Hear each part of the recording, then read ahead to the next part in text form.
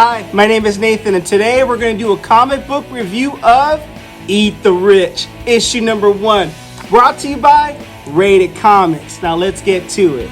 Interesting title, very compelling title.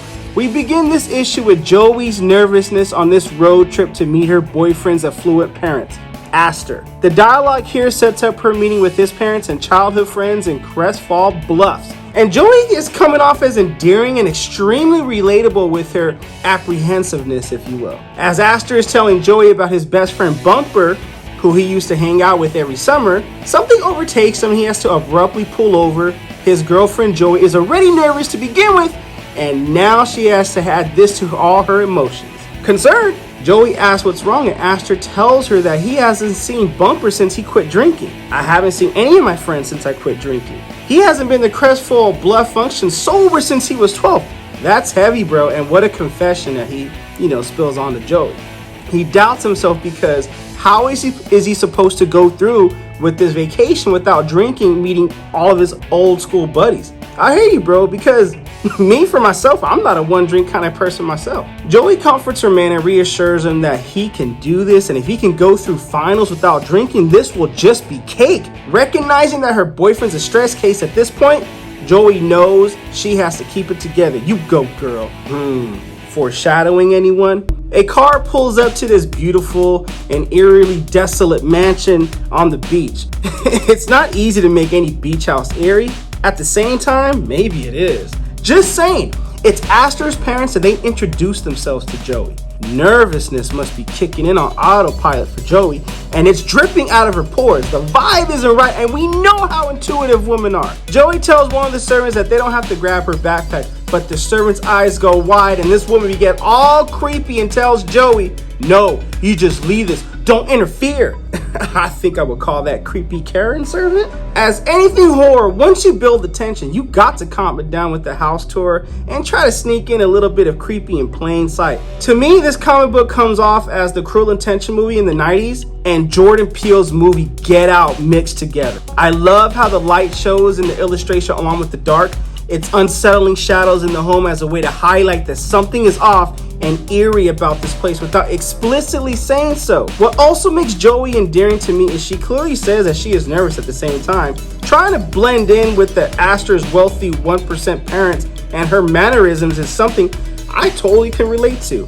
In that kitchen, I hope those chefs can save her brother a ribeye or two for later. Yum! In another moment where normally we don't give it too much thought, but now we have to, Astor's dad offers Joey champagne or scotch.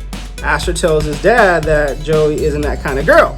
Even Joey questions what does that mean. And me as a reader, I do too. Joey takes a walk to the beach and believes that she was being tested and almost failed. This book does a really great job of character building, environment building, tension building, all while telling the story and throwing you off balance at the same time. I love how something as simple as a hair clip can bring a girl to have her nervous breakdown. Kudos for making something regular as meeting the parents interesting and giving it a fresh perspective. Such a great mix of art and entertainment. Joey is convinced at this point that her boyfriend's parents think she is crazy, and officially cray. The girl she met at the beach is Petal, the family nanny. Now that that's out the way, Petal is about to ask if the family told her about whatever it is, and she is interrupted by the baby choking while trying to eat sand. Way to tease us with tension and take it away like taking sand from a baby, if that's how the saying goes.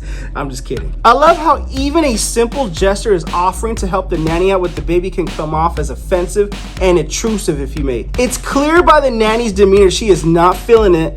Joey may be on the beach, but the vibe she's getting is straight up graveyard. Petal gives Joey a piece of advice with a little dash of foreshadowing. God, they're going to eat you alive. You don't offer to help the help, Joey. You don't have anything to do.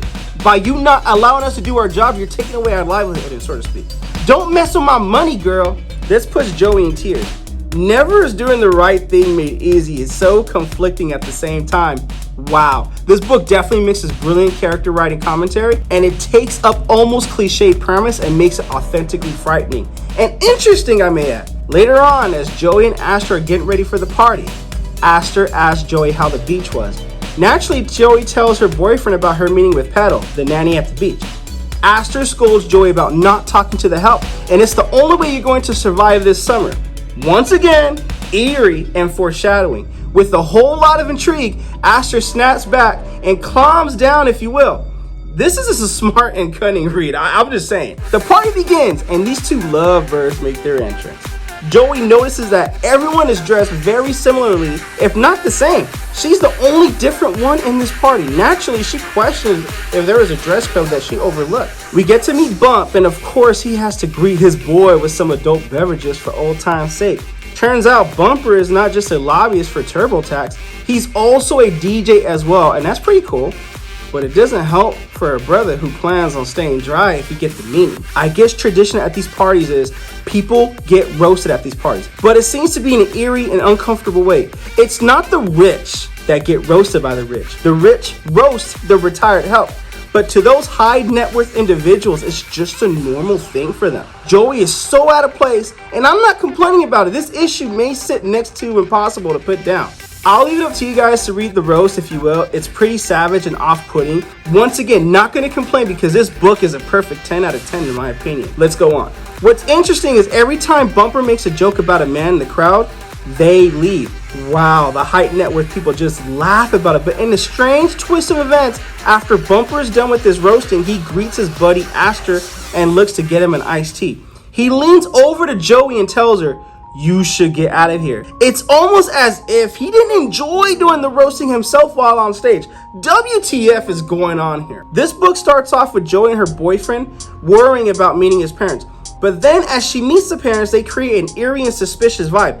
However, the boyfriend, Astor, pushes the impression aside as normal.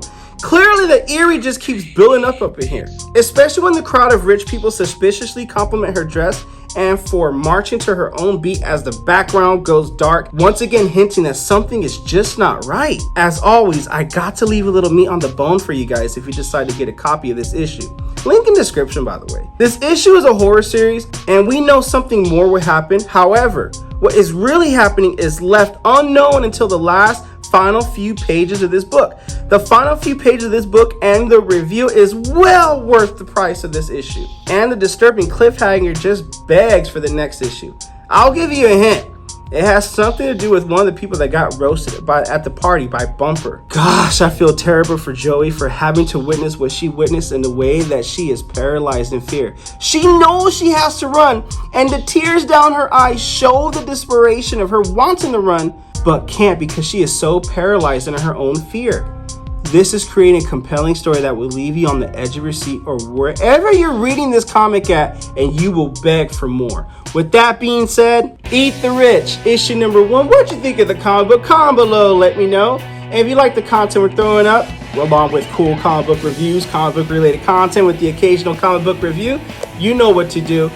Just want to add, in my personal opinion, this book is a perfect 10 for me, and I don't give perfect 10s at all, but this book is absolutely perfect, hands down, well worth it. Whether you buy it from RatedComics or not, you will not be disappointed. Thanks again for watching. Until next time.